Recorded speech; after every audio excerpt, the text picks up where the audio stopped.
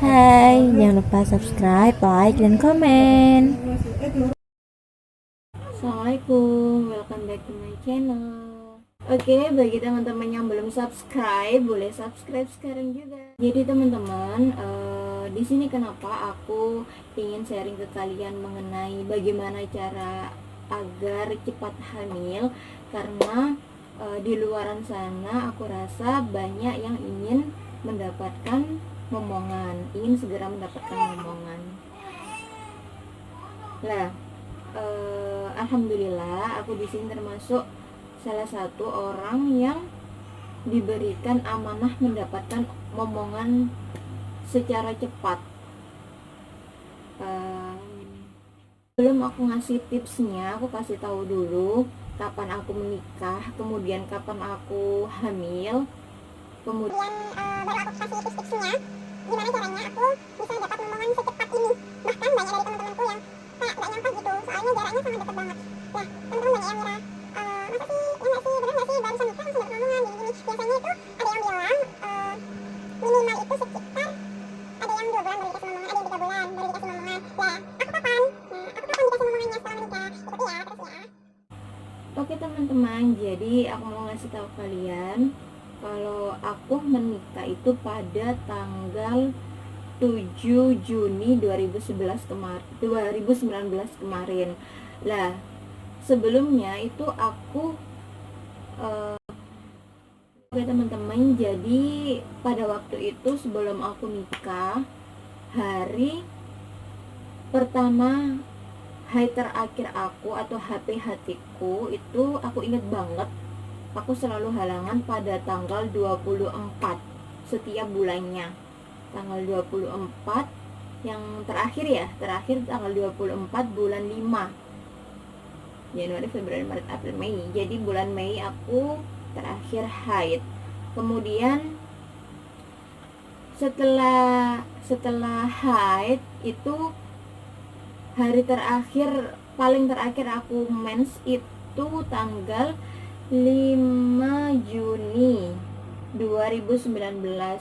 Saat itu aku masih ingat banget, itu pada saat hari raya Idul Fitri aku terakhir haid.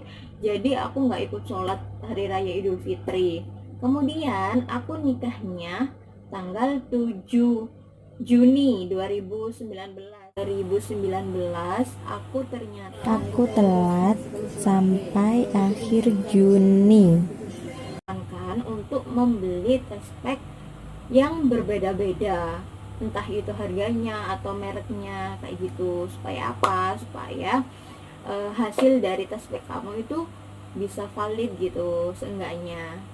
Jadi kalau misalnya teman-teman itu beli 3 test pack, kemudian satunya negatif, 2-nya positif, berarti kan bisa dipastikan bahwa itu positif kayak gitu. Jadi kayak ada perbandingannya gitu, nggak berpatokan pada satu test pack aja, takutnya kan nggak valid kayak gitu.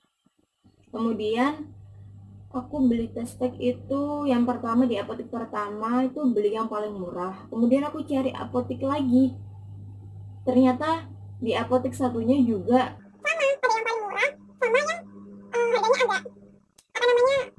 agak mahal sedikit gitu. Yang paling mahal nggak ada. Jadi aku beli itu aja. Jadi aku beli 2 test pack. Kemudian pada tanggal 1 itu aku pada saat pagi hari itu aku melakukan tes. Ternyata hasilnya dua-duanya itu positif. Lah kan aku juga kaget kan, nikahnya juga baru kemarin. Kemudian pada tanggal 2 Juninya aku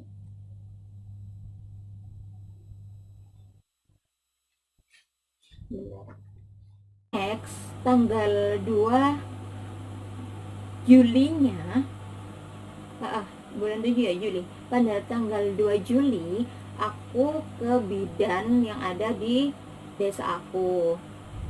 Di situ aku cerita mengenai tas aku tadi aku cerita mulai dari awal. Aku nikahnya tanggal 7, terakhir halangan itu tanggal 24 bulan Mei. Aku ceritain semua ke bidannya, kok aku tanggal 24 Juninya kok nggak halangan gitu. Kemudian sampai tanggal 2 ini kok nggak halangan. Kemudian kata bidannya gini, sudah tes mbak? Iya sudah. Hasilnya gimana? Positif. Dari berapa tes? Tek 2 gitu. Ditanyain semuanya. Kemudian kata diperiksa sama bidannya, ternyata dipastikan aku positif.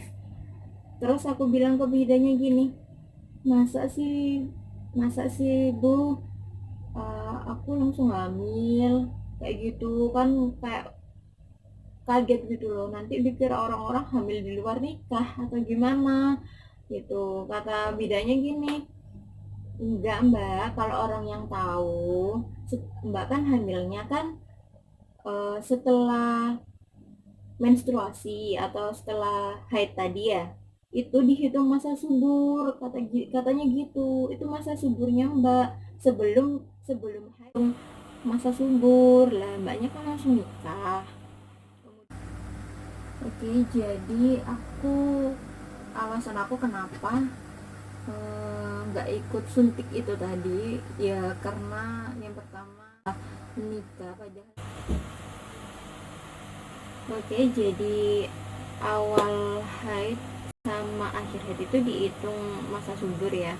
Kemudian tips yang kedua yaitu tidak suntik dan tidak KB kayak gitu. Tips yang terakhir yaitu berdoa dan tips yang ketiga yaitu berdoa dan pasrah kepada Allah, karena yang memberikan anak dan memberikan amanah kan Allah. Jadi kita pasrah, kan setelah berusaha tadi ya, kita pasrah kepada Allah.